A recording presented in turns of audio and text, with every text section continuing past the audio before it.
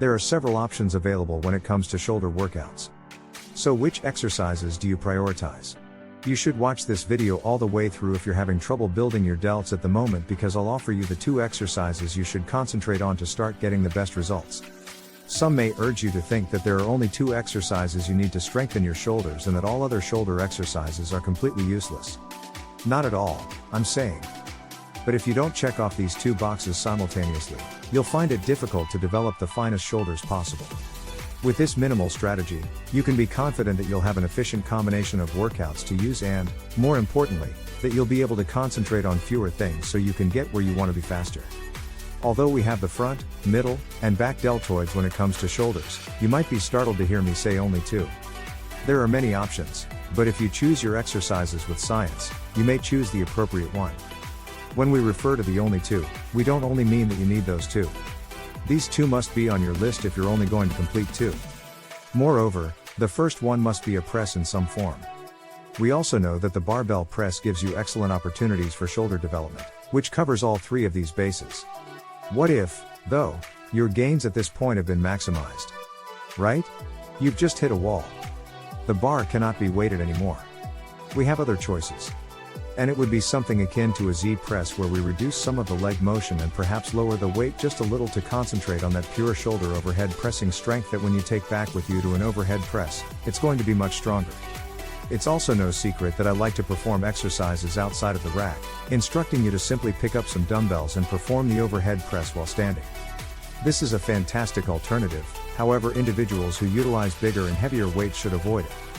From a standing position, it is much more difficult to lift the weights to your shoulders than it is from a seated position. Hence, this is the exercise I'll recommend to you, a simple 1-arm dumbbell overhead press. Because cleaning is much simpler to complete when you have 2 hands to assist you. Moreover, shoulder stacking and joint stacking provide you the ability to overload one shoulder at a time while still maintaining maximum strength and efficiency. Thus, what I'm referring to is the fact that I can slightly lean forward while I press up while maintaining a neutral spine. I can move the weights around to ensure that I'm getting the right overload even if I do have any orthopedic problems. Guys, keep in mind that the list of only 2 exercises must begin with an overhead press of some kind. Nevertheless, it's only 1. There is yet one more. And choosing between a shoulder exercise that concentrates more on the middle delt or one that concentrates more on the back delt is very difficult. Like asking me to choose between my identical twin boys. Fortunately, I have a choice, so neither do you. You don't have to choose either. That will actually assist you in hitting both, and it will be a variation of a lateral raise. And that's the movement, guys, when we talk about this. We need to consider some kind of lateral rise in this situation, but we don't want to have to choose between the center and rear delts.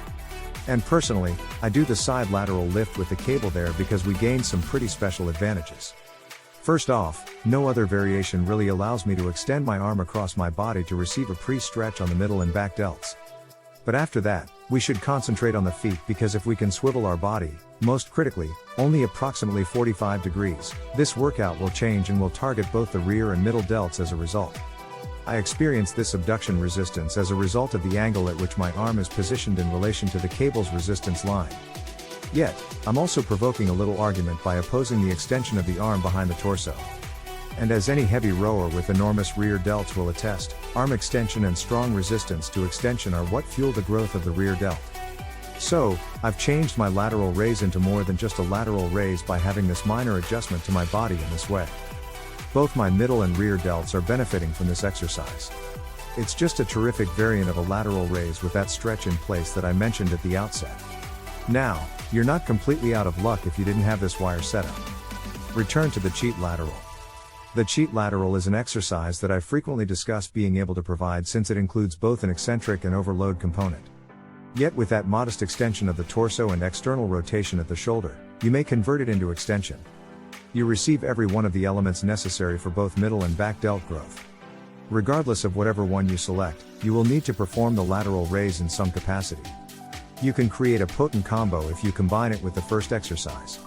And keep in mind, don't allow anyone ruin the idea of only 2 for you. You're doing it incorrectly if you simply believe that 2 exercises are necessary. But if you decide to only do 2, these 2 must be the only ones. Guys, don't forget to click subscribe and turn on notifications so you won't miss any of our new videos. Okay, gentlemen. I'll see you soon.